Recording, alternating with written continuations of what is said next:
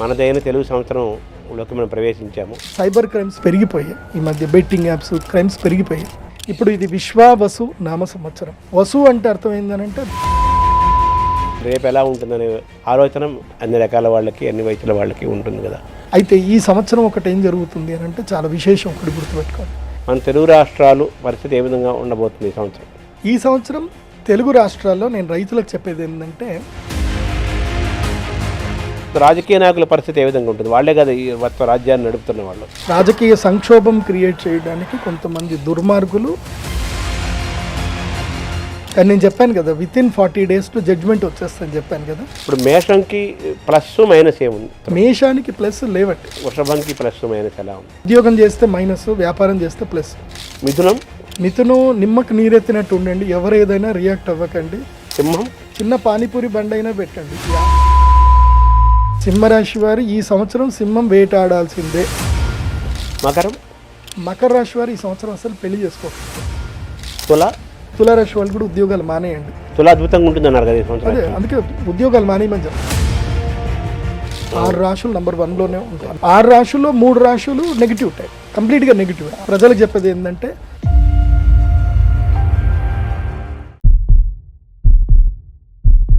నమస్కారం. మనతో పాటు ప్రదీప్ జోషి గారు ఉన్నారు.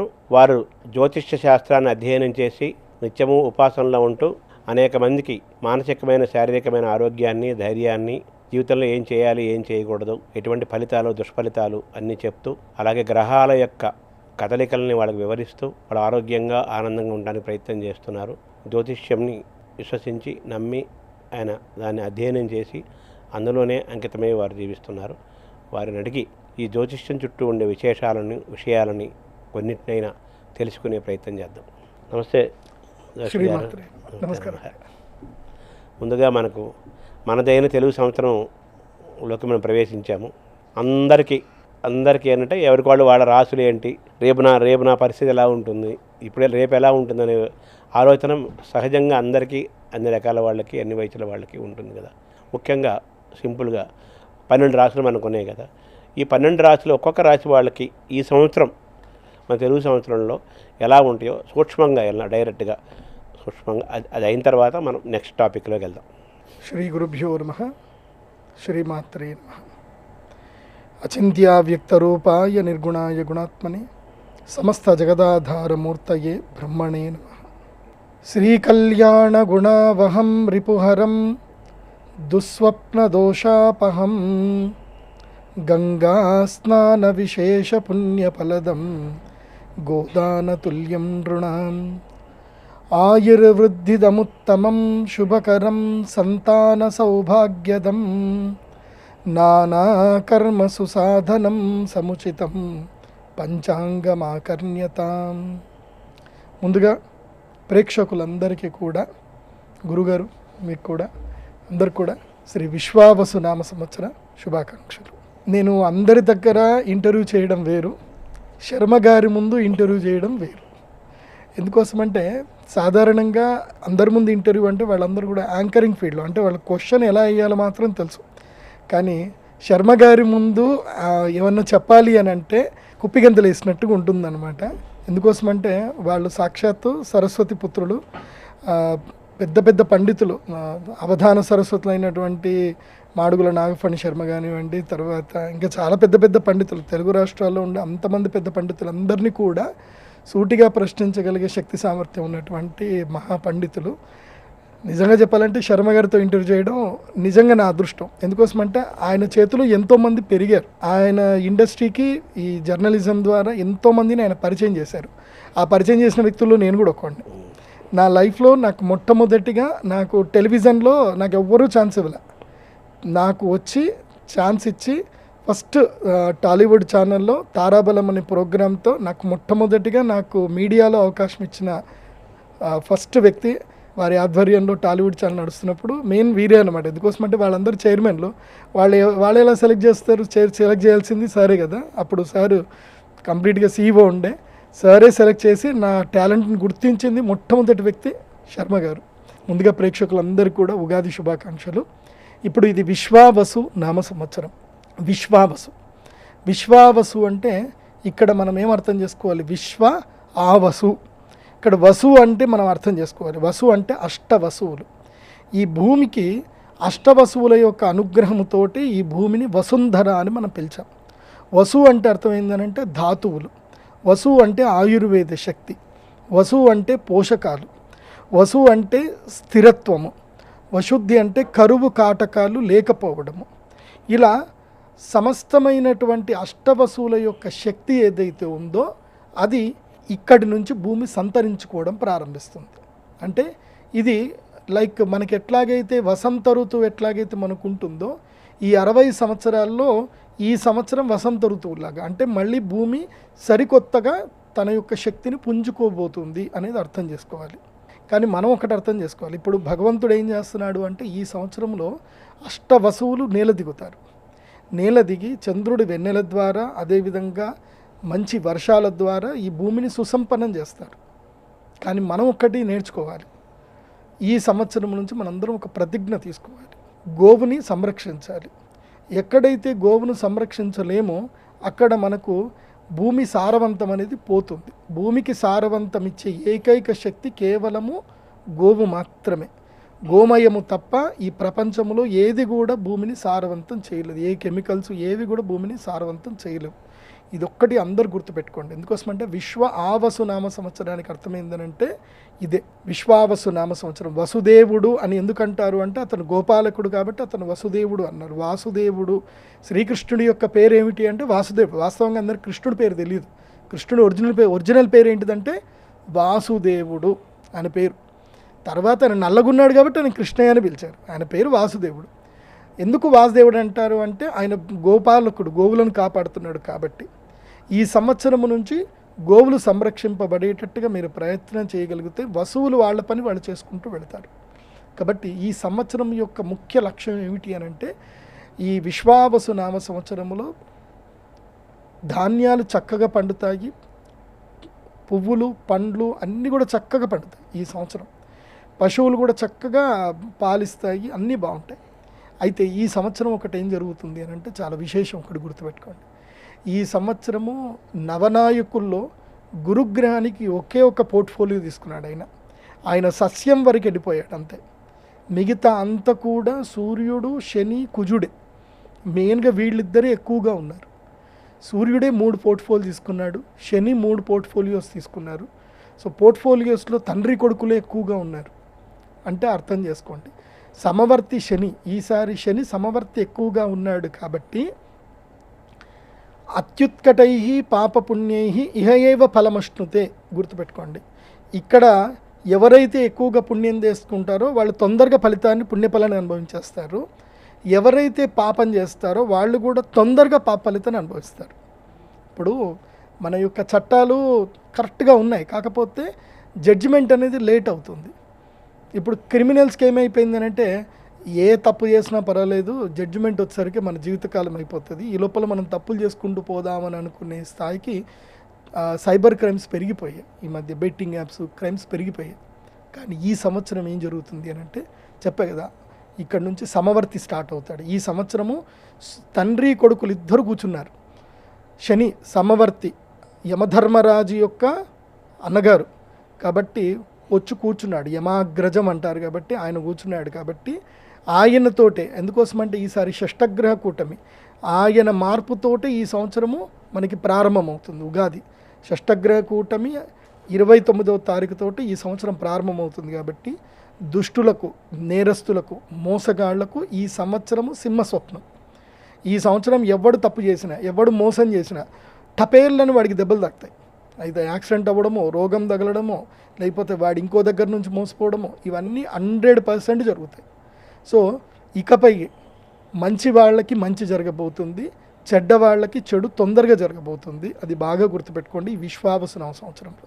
సో ఈ సంవత్సరంలో పాపగ్రహాల యొక్క ఆధిక్యత ఎక్కువ ఉన్న, పాపగ్రహాలు అంటే అర్థం ఏంటంటే పాపాత్ములకు కీడు చేసేటువంటి పాపగ్రహాలు.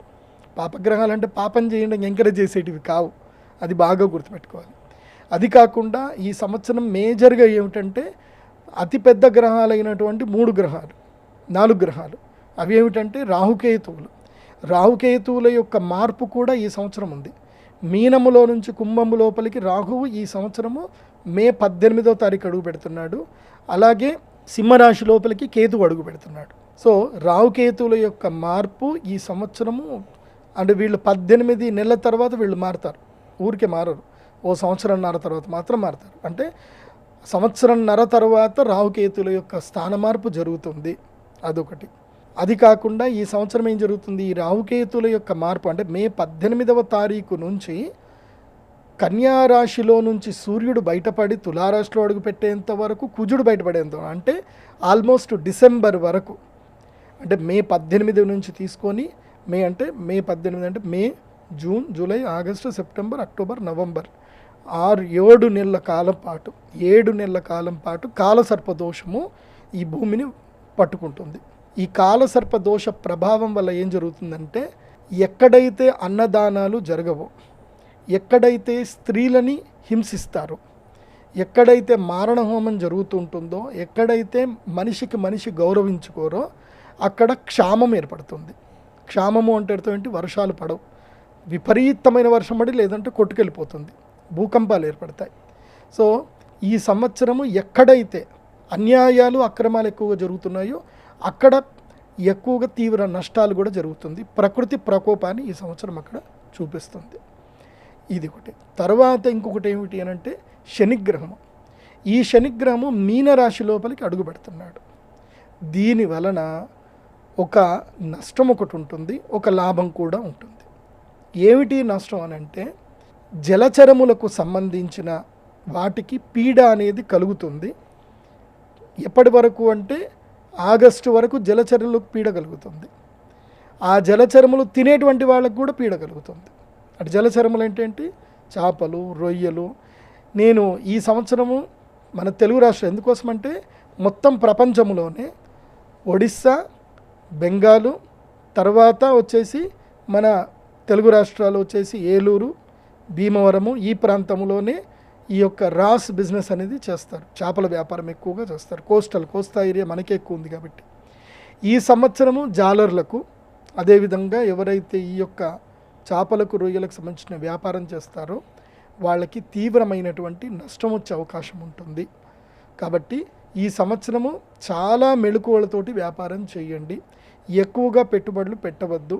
ఎందుకోసమంటే ఈ సంవత్సరంలో ఏవైతే గనక జలచరములకు ఆరోగ్య సమస్యలు వస్తాయి, జలచరములు మనుగడ సాగించవు. అది బాగా గుర్తుపెట్టుకోండి. అదొకటి. తర్వాత కనుక చూస్తే గురుగ్రహం కూడా మారబోతున్నాడు కాబట్టి గురువు మారడం వల్ల ఒక మంచి జరుగుతుంది. గురువు మిథున రాశి లోపలికి అడుగు పెట్టబోతున్నాడు. దీనివల్ల ఒక మేలేం జరుగుతుందంటే ఈ సంవత్సరం కొంచెము ఈ యొక్క కోర్టు కేసులు, భార్యాభర్తల మధ్యన కొట్లాటలు, ఫ్యామిలీ కోర్టులు కొంచెం తగ్గుతాయి. మధ్యలో కుటుంబ జీవితంలో కొంతమందికి అవగాహన ఎక్కువగా పెరుగుతుంది. మెచ్యూరిటీ లెవెల్స్ ఇప్పుడు ఈ సంవత్సరం పెరిగే అవకాశాలు ఉంటాయి. కాబట్టి ఈ సంవత్సరం కొట్లాటలు కాస్త తగ్గుతాయి, కుటుంబ కలహాలు కాస్త తగ్గుతాయి. ఎందుకోసం అంటే మిథున రాశి లోపలి గురువు వస్తే దంపతులని సంరక్షిస్తాడు. అదొకటి మేలు జరుగుతుంది. అదేవిధంగా ఈ సంవత్సరము ప్రధానంగా చెప్పాలి అంటే గురుగ్రహం యొక్క మార్పు వలన మే 15వ తారీఖు నుండి నంబర్ 1 స్థానము లోపల వృషభ రాశి వారిని గురువు మరియు శనిగ్రహం ఇద్దరు కూడా యోగిస్తారు. గురువు మరియు శని ఇద్దరు అనుగ్రహిస్తారు. కాబట్టి ఈసారి నంబర్ 1 పొజిషన్లో ఉన్న రాశి ఏమిటంటే వృషభ రాశి. నంబర్ 2 స్థానములో వచ్చేసి సింహరాశి. నంబర్ 2 స్థానములో వచ్చేసి మనకి తులారాశి వస్తుంది. తులారాశి వారికి ఈ సంవత్సరం మంచిది, బాగుంది నంబర్ 2 స్థానంలో. తర్వాత నంబర్ 3 స్థానంలో వచ్చేసి ధనుస్సు రాశి, ఆ తర్వాత సింహరాశి, ఆ తర్వాత కుంభరాశి, ఆ తర్వాత వచ్చేసి మకర రాశి.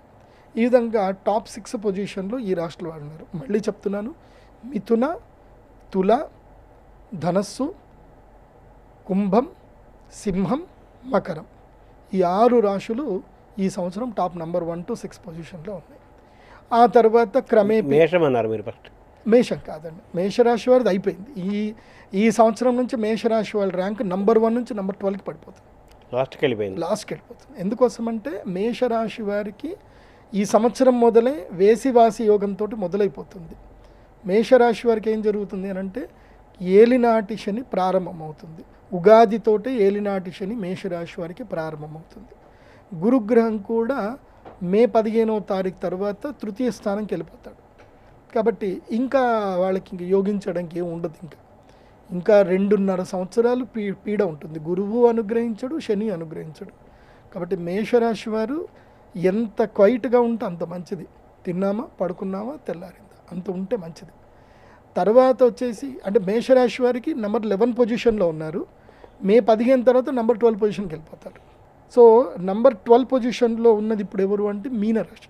సంవత్సరం మొదలుతోటి గ్రహణంతో మొదలవుతున్నారు, షష్టగ్రహ కూటమితో మొదలవుతున్నారు.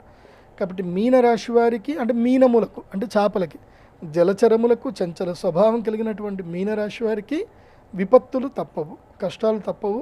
వీళ్ళకి అంటే ఒకటి గుర్తుపెట్టుకోండి, ప్రతి మనిషి కూడా తన జీవితంలో ఎప్పుడు ప్లస్ అవ్వాలని కోరుకుంటాడు. అది రాంగ్. అది ఒకసారి మైనస్ అవుతేనే మనం ప్లస్ అవుతాం. పులి ఏనుగుని చంపాలి అన్నా, ఏనుగు మీద దూకాలి అన్నా, ఒక పెద్ద లంఘనం చేయాలి అన్నా 4 అడుగులు వెనక్కి ఎత్తుంది. మనం చూడండి, మనం ఏదన్నా పరిగెత్తి ఏదైనా జంప్ ఎక్కువ చేయాలంటే ఒక అడుగు వెనక్కి పుష్ అయ్యి మళ్ళీ ముందుకు వెళ్తాం. అట్లాగే నెగిటివ్ టైం రావడము అనే దాని మీద చాలామంది నెగిటివ్ కామెంట్ చేస్తారు, గురువుగారు భయపెట్టేస్తున్నారు అని కామెంట్స్ పెడతారు. నెగిటివ్ చాలా మంచిది. ఎందుకోసమంటే నా జీవితంలో నేను చాలామందిని చూసా, వాళ్ళకి సాఫీగా జీవితం గడుస్తున్నంతసేపు వాళ్ళ జీవితంలో ప్రోగ్రెసివ్ రాలే. కష్టం వచ్చింది, బాధ కలిగింది, ఏకాంతంలో పడిపోతారు. ప్రపంచం వాళ్ళకి పరిచయం అవుతుంది. వెంటనే వాళ్ళు ఎక్కడున్నారు అని వాళ్ళకి తెలుస్తుంది. వాళ్ళ పొజిషన్ ఏంది, వాళ్ళ ప్లేస్ ఏంది, వాళ్ళు ఏం చేయాలి, వాళ్ళు ఎక్కడ ఏ స్థాయిలో ఉన్నారని తెలుసుకొని ఎదగడానికి సమయం తీసుకుంటుంది. ఆ సమయమే చాలా మంచిది. నేను అందుకే చెప్తాను, మనకి మంచి మిత్రుడు ఎవరు అంటే మనల్ని ఆపదల్లో కాపాడేటువంటి వాడు, అదేవిధంగా వ్యసనంలో కూడా మనల్ని ఏం చేసేటువంటి వాడు అంటే తిట్టేటువంటి వాడు. మనం తప్పు చేస్తే నిర్మోహమాటంగా తిట్టి మనని ఆపేటటువంటి వాడే నిజమైన స్నేహితుడు. అట్లాగే అలాంటి స్నేహితుడు ఎవరు అంటే శనిగ్రహమే. శని ఏం చేస్తాడు అంటే ఏలినాటి శనిలో ఇప్పుడు ఏలినాటి శని 7.5 సంవత్సరాలు ఉంటుంది. బేసిక్గా ఫస్ట్ 2.5 సంవత్సరాలు ఏం చేస్తాడు అంటే పూర్తిగా అన్నీ లాగేసుకుంటాడు. ఇంకా అహంకారం తెప్పిస్తాడు, కోపం తెప్పిస్తాడు, మదం తెప్పిస్తాడు. ఆ మదముతో నువ్వు విచిత్రంగా ప్రవర్తిస్తావు, ఉన్నవన్నీ పోగొట్టుకుంటావు, అయిపోతుంది. మిగతా 2.5 సంవత్సరాలు నిన్ను కరువులో పెడతాడు.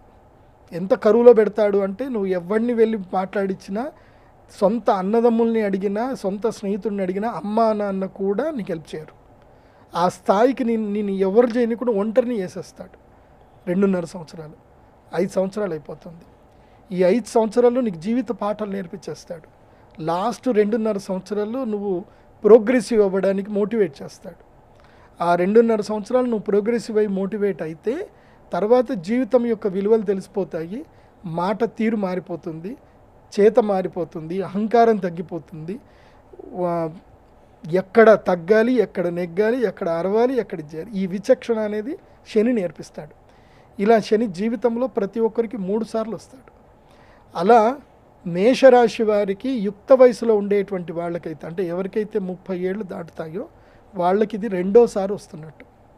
సో ఇప్పుడు ప్రపంచం మీకు పరిచయం చేయిస్తాడు. నిజంగా చెప్పాలంటే మన జీవితము 30 ఏళ్ల తర్వాతనే వచ్చేది మన జీవితం. 30 ఏళ్ల వరకు మనమంతా ఒక మాయలో ఉంటాం. అప్పటి వరకు చదువని, అప్పటి వరకు ఏదో ఉద్యోగమని, అప్పటి వరకు ప్రేమలని, తర్వాత పిల్లలని, ఈ మాయలో ఉంటాం. ప్రేమలు, పిల్లలు, కామము, ఆ క్షామము అన్నీ పోయిన తర్వాత మిగిలేది ఏముందిరా జీవితంలో ఏం సాధించామంటే ఏముండదు. అప్పుడు తెలుస్తుంది వాస్తవం, real life. So 30th year నుంచి 50th ఇయర్లోనే రియలిస్టిక్ లైఫ్ అనేది మనకు తెలిసేది. సో మాయ అంతా పోతుంది, జీవితం అంటే ఏంది అనేది అక్కడనే తెలుస్తుంది. అప్పటి వరకు ఏదో మాయలు ఉంటాం, అప్పటి వరకు అమ్మా నాన్న చూసుకుంటారు. 30 ఏళ్ళు దాటిన తర్వాత ఎవరు చూడరు. సో 30 ఏళ్ళ నుంచి 50 ఏళ్ల మధ్యన ఉండేటువంటి మేషరాశి వారికి ఇది గుణపాఠాలకు సంబంధించిన కాలం. కాబట్టి యాక్సెప్ట్ ద లైఫ్. నేను మేషరాశి వారికి చెప్పేది ఏంటంటే, మీరు గురుగారు ఏదో భయపెట్టించేస్తున్నారు, అయిపోయింది, ఈయనేదో చేసుకుందాం అనుకుంటే మీ మూర్ఖత్వం. లైఫ్ని ఇప్పుడు యాక్సెప్ట్ చేయడం నేర్చుకోండి మేషరాశి వారు. మీనరాశి వారు learn how to be the life, ఎలా ఓవర్కమ్ చేయాలి అనేది మీనరాశి వారు నేర్చుకోండి. మెయిన్ ఏంటంటే మీనరాశి వారికి ఇట్స్ టైమ్ టు క్రై. విపరీతంగా ఏడ్చేస్తారు, గుండెల మీద ఉంటాడు శని, ఏడిపించేస్తాడు. ఇష్టమైన వాళ్ళని దూరం చేస్తాడు, బాధపడతాడు. కాబట్టి మీనరాశి వారు ఓపికగా ఉండండి. ఎందుకోసమంటే ఉత్సవే వ్యసనే చైవ దుర్భిక్షే రాష్ట్ర విప్లవే సంగ్రామే సంకటశ్చైవ మిత్రం తం సముపార్జయేత్ అని శాస్త్రం చెప్తుంది. అంటే నీకు ఉత్సవం అంటే నీకు మంచి సమయంలోను కష్టములోను అన్ని సమయంలో ఉన్నవాడే నీకు మిత్రుడు. అది నీకు ఇప్పుడు తెలుస్తుంది. రియల్ ఫ్రెండ్ ఎవరో ఇప్పుడే తెలుస్తుంది. నీకు డబ్బులు ఉన్నప్పుడు నీతో తిరిగేవాడు నీ ఫ్రెండ్ కాదు. నీకు కష్టం వచ్చినా నీకు ఏ సమయంలో నీతో ఉండేవాడే ఫ్రెండ్. అందుకే మిత్రుణ్ణి ఆపదల్లో పరిశీలించాలి, భార్యని డబ్బులు లేనప్పుడు పరిశీలించాలి. నీ దగ్గర డబ్బు మొత్తం పోయినా కూడా నీతోటే ఉంది అనుకో, ఆవిడ నీకు నిజమైనటువంటి సహధర్మచారిణి. నీ దగ్గర డబ్బు లేదు ఇంకా అయిపోయింది అని నిన్ను వదిలేసి వేరే సంబంధాలు పెట్టుకుంది అని అంటే ఆవిడ నీకు నిజమైన ధర్మపత్ని కాదు అని అర్థం. సో ఒకవేళ ఇప్పుడు మీనరాశి వారికి కొన్ని అట్లాగే తెలుస్తాయి. ఎందుకోసమంటే జన్మక్షేత్రం లోపలికి శని వచ్చి రాగానే మనకి నిజరూపాలు చూపించేస్తాడు, కానీ తట్టుకునే శక్తి రావాలి. నిజరూపాలు కనిపిస్తాయి, మీ ఆత్మీయుల యొక్క నిజరూపాలు కనిపిస్తాయి మీనరాశి వారికి, కానీ అది నువ్వు తట్టుకోవాలి. చాలామందికి నిజం అంటే ఇష్టం, నిజం కావాలని కోరుకుంటారు, కానీ నిజాన్ని భరించలేరు కదండి. నిజాన్ని చేదుగా ఉంటుంది, నిజాన్ని భరించలేరు. ఇప్పుడు కుంభరాశి వారికి, మీనరాశి వారికి, మేషరాశి వారికి నిజాలు కనిపిస్తాయి, కానీ కర్ణ కఠోరంగా ఉంటాయి, భరించలేరు, ఏడ్చేస్తారు, కింద పడి గిలగిల కొట్టుకుంటారు. సో నేను చెప్పేది ఏంటంటే మీరు ఎంత విచక్షణతో ఎంత కంట్రోల్డ్గా ఉంటే మీ అందరికీ అంత మంచిది ఈ 3 రాశుల వారు. ఇంకా మిగతా రాశులు అంటారా, కర్కాటక రాశి వారు చెప్పుడు మాటలు వినడం తగ్గించుకోండి, స్వీయ నిర్ణయాల వైపు ముందుకు ప్రయాణం చేయండి కర్కాటక రాశి వారు.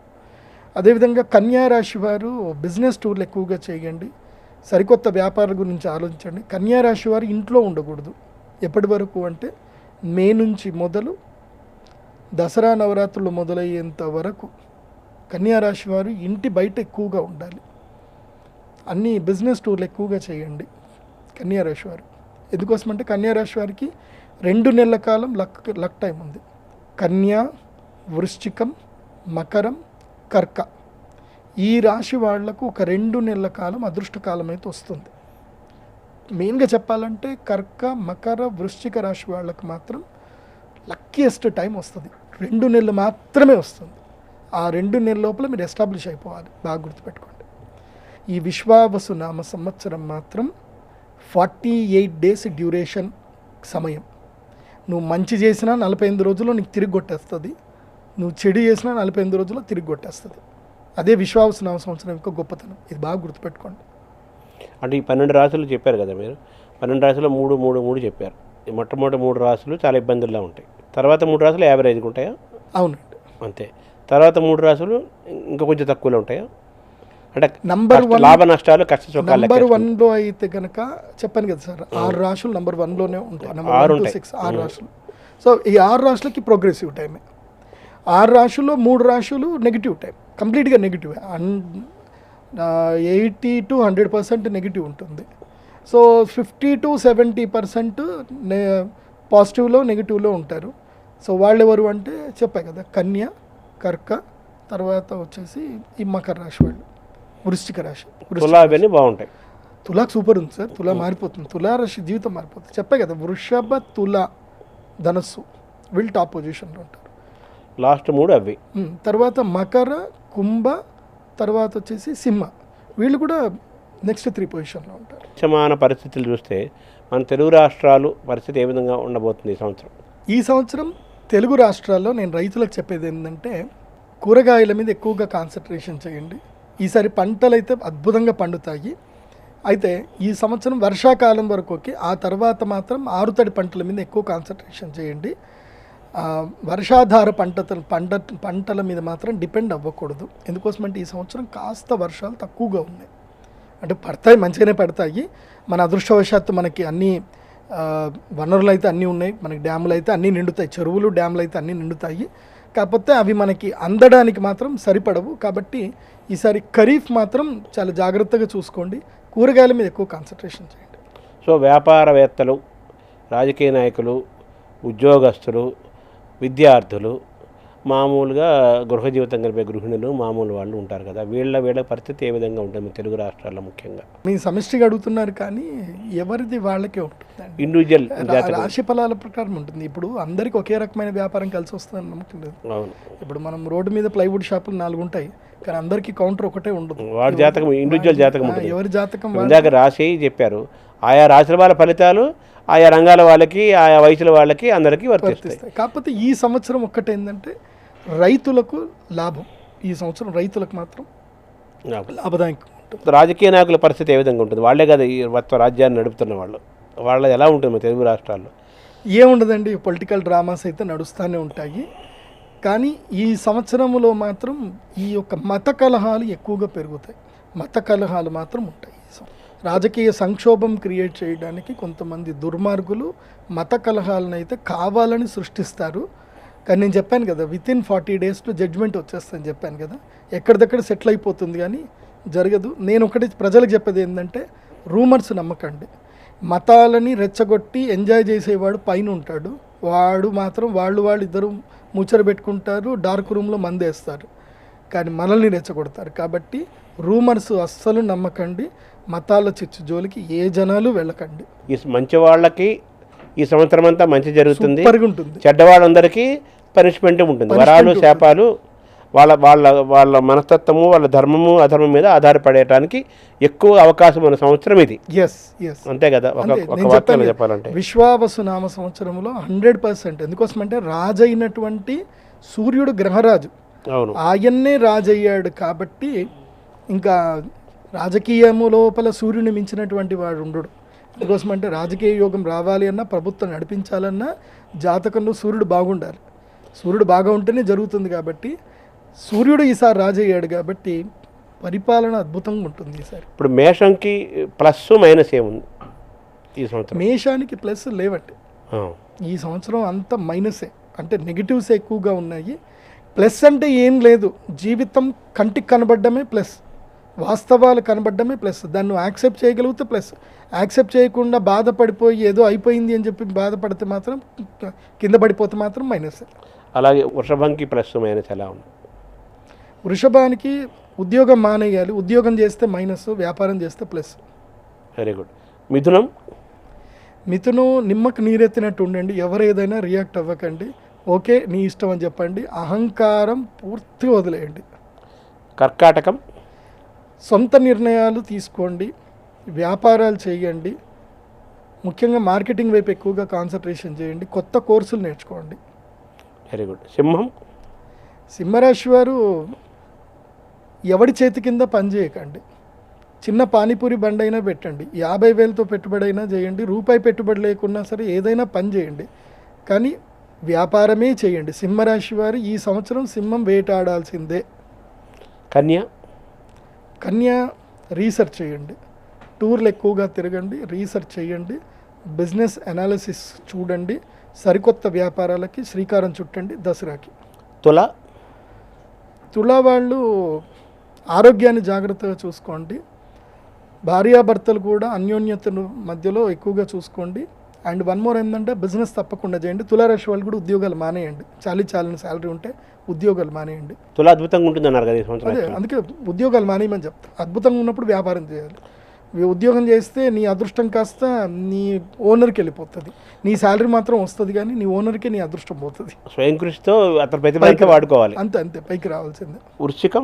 వృశ్చిక రాశి వారు ఈ సంవత్సరం ఎక్కువగా భూములు కొనండి, రుణాలు ఎక్కువగా చేసుకోండి, 2 వీలర్స్ మాత్రం నడిపించొద్దు, పిల్లల ఆరోగ్యం పట్ల అప్రమత్తంగా ఉండండి. ధనుసు రాశి వారు వ్యాపారం చేయండి, అహంకారం తగ్గించుకోండి, అందరికీ మీ సీక్రెట్లన్నీ చెప్పేయకండి. మీ యొక్క సక్సెసే మాట్లాడాలి తప్ప మీరెవరితో ఎక్కువగా మాట్లాడకూడదు. ఎంత మౌనంగా ఉంటే ధనుసుకు అంత మంచిది. మకరం పట్టిందల్లా బంగారం. అయితే మిథ్యా మోహములో మాయలో ఇరుక్కోకండి. మకర రాశి వారు ఈ సంవత్సరం అసలు పెళ్లి చేసుకోకండి. కుంభరాశి వారు నిమ్మకు నీరెత్తినట్టు ఉండండి. తిన్నామా పడుకున్నామా తెల్లారిందా, ఎంత పని చేసామా ఎంత చూసుకున్నామా ఇంతే చేయండి. అప్పులు సాధ్యమైనంతకు తీర్చే ప్రయత్నం చేయండి. నిల్వలేం చేయకండి, డబ్బులు నేను నిలబెట్టకండి. ఉన్నదున్నట్టుగా అప్పులన్నీ తీర్చేయండి, క్లియర్ చేసుకోండి. మీనరాశి వారు తీర్థయాత్రలు చేయండి, దైవధ్యానం చేయండి, యోగా చేయండి, ప్రాణాయామం చేయండి. ఎవ్వరికి మీ సీక్రెట్స్ చెప్పకండి. ఎంత దుఃఖం ఉన్నా, ఎంత బాధ ఉన్నా ఎవ్వరికి చెప్పకండి. ముఖ్యంగా సైబర్ మోసాలకి జోలికి వెళ్ళొద్దు, కొత్త పెట్టుబడులు పెట్టొద్దు, మీ నీడను కూడా మీరు నమ్మొద్దు. Thank you. నమస్కారం. శ్రీమాత.